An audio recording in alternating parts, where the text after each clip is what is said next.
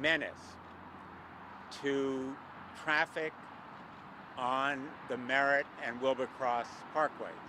This parkway wasn't designed for trucks. It's that simple. It wasn't designed for huge commercial vehicles, and it can't accommodate huge commercial vehicles. They simply can't get through the overpasses. They are too big for them. And yet many of them have no idea when they enter the parkway that they're going to be stuck at tremendous expense and potential danger to other travelers on this roadway. In the last year alone, there were 581 reported violations that caused some kind of incident on the parkway.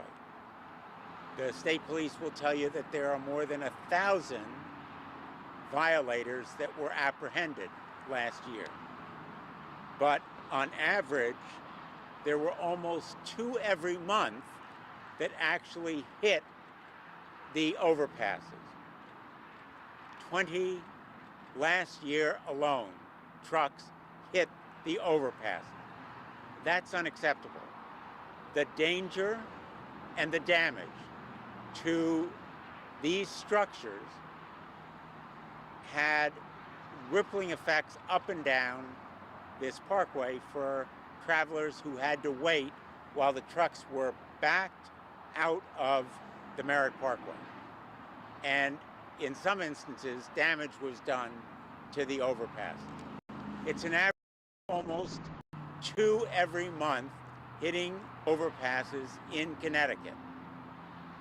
And the reason is that the truck drivers themselves often have no warning.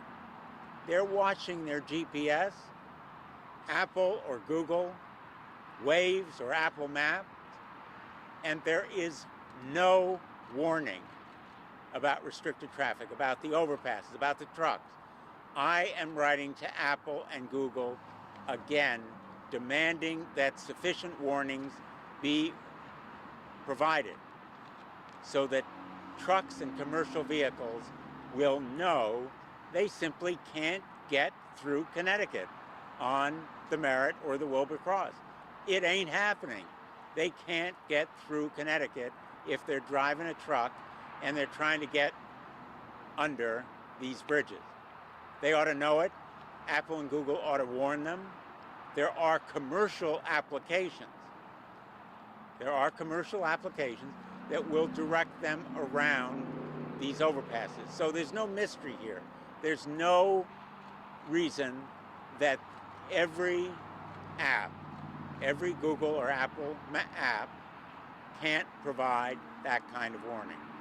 Apple and Google owe it to the drivers. They owe it to not only the commercial truck drivers, but also to every car on this road to make sure that there are adequate warnings. The absence of adequate warnings is a menace. It is more than an inconvenience. It damages the overpasses. It delays traffic. It causes impenetrable parkway traffic. And this kind of problem can be easily avoided if the apps are provided. So I'm writing again today to Apple and Google, to the heads of those companies, saying to them, do the right thing, provide the warnings, direct the traffic, commercial traffic, truck traffic, big vans around these overpasses, and avoid the delays and potential danger to the other drivers on the road. Anybody stuck on the Merritt or Wilbur Cross who has spent literally hours caught in traffic, there's no way off the roads. Once you're on the roads, you're there, you're stuck. And I've been there, late at night. Infuriating and sometimes frightening. So we're here today with the guys who really know about this problem, our state police, and I'm going to introduce, first of all, Trooper Curtis Booker, who is involved in the division that has direct responsibility and then representatives of the Merritt Conservancy who have followed this problem over the years. First, Trooper Booker.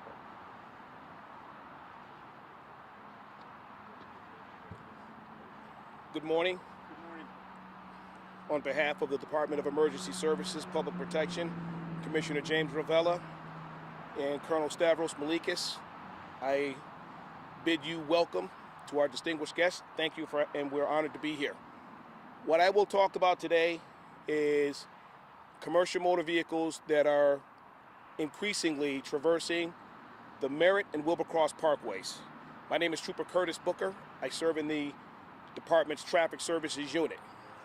The Connecticut State Police remains committed and dedicated to facilitating the safe and expeditious flow of traffic on the Connecticut State roadways.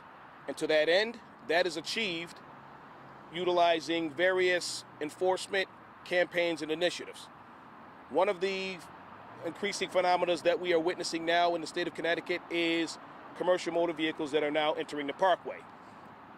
Many of these occasions are occurring because the truck drivers are utilizing GPS devices that may or may not be updated and that do not account for the laws that prohibit them from being on the parkway, as the senator alluded to earlier. Once they are on the parkway, there is no way to get them off. And if they encounter a critical incident, such as a collision with a low bridge, it has a far-reaching impact in the way of backing up traffic in all directions.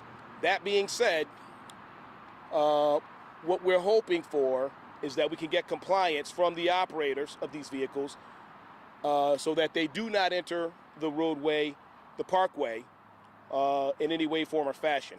Many of these vehicles are entering the parkway utilizing tertiary or secondary on-ramps, which the signage may not be that visible to them, or they may not be aware. The Connecticut State Police Traffic Services Unit, in conjunction with our partners, the Department of Transportation and the Department of Motor Vehicles, will be out in force, trying to enforce those laws, to enforce and elicit voluntary compliance from these people. I can tell you that in the state of Connecticut, it is prohibited for any commercially registered motor vehicle to be on the parkway. In the state of Connecticut, commercial motor vehicles such as tractor trailers are allowed a height of 13 feet 6 inches without a permit. Anything over that requires a permit, which now invites further scrutiny of that vehicle in order to facilitate safe passage. On the parkway itself, there are many low-lying bridges, of which many of these operators are not aware. That's why we have the concern. To that end, we will do what we can to continue to facilitate the safe and expeditious flow of traffic. And with that, I will yield to my partner from the Conservancy. Thank you.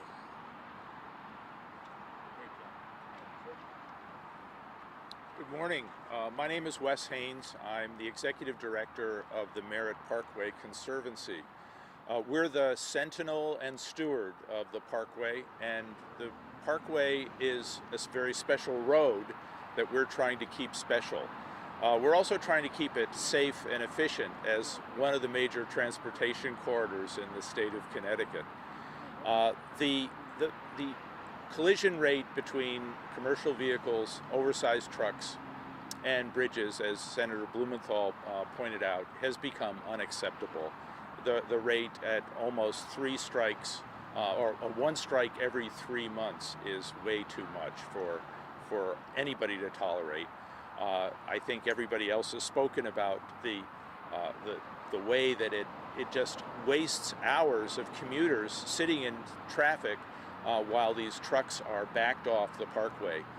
It's very difficult to get them off, very easy for them to get on.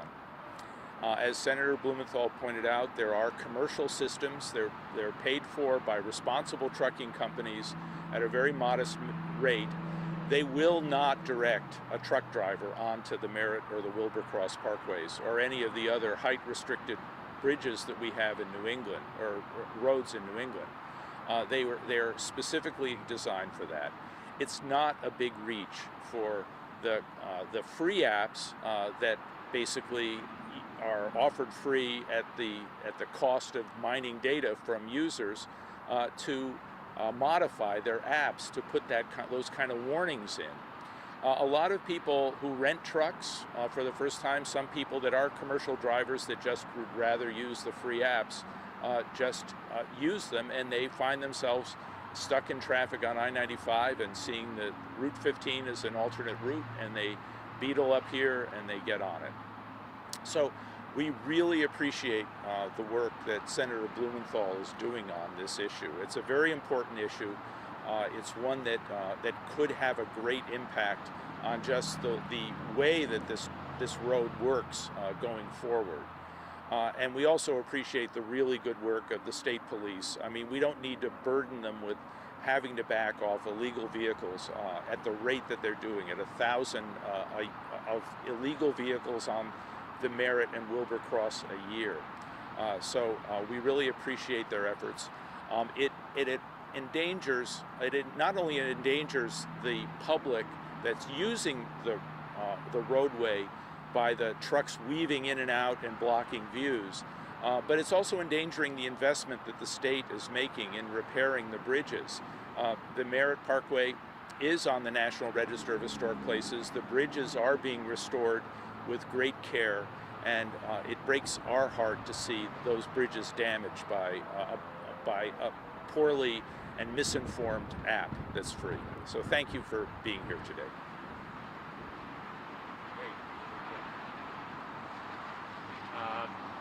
I also want to thank the Department of Transportation. These guys are responsible for keeping our roads safe, and they're out there for us every day. And again, my thanks to the state police who keep us safe.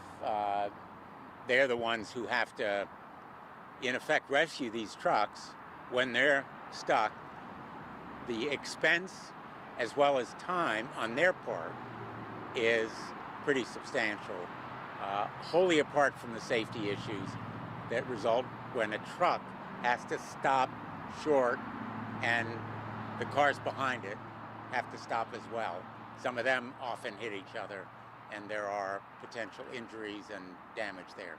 Any questions? What's the penalty currently for a commercial vehicle being on the parkway? The penalty for a commercial vehicle, do you happen to know, Cooper Booker? Yes, sir. The fine, I believe, is $92 fine, and it's under the statute of 298. 14-298 is the statute. Thank you. And of course, that penalty in no way measures the amount of expense that's involved when you've got a whole group of troopers who have to get out on the road to back up a vehicle, not to mention the damage that can result to the overpass. Senator, have you thought about talking to your local counterparts in terms of raising, a double-barrel approach, if you will? I think the penalty is important, and I will be talking to state legislators about potentially raising it. But no trucker in his right mind would be on this road if he knew he were going to go crashing into an overpass. It's because of his ignorance, and I say that with great sympathy because it's certainly not in his interest, and many of them are on tight schedules. They have to deliver produce or whatever they're carrying. If they knew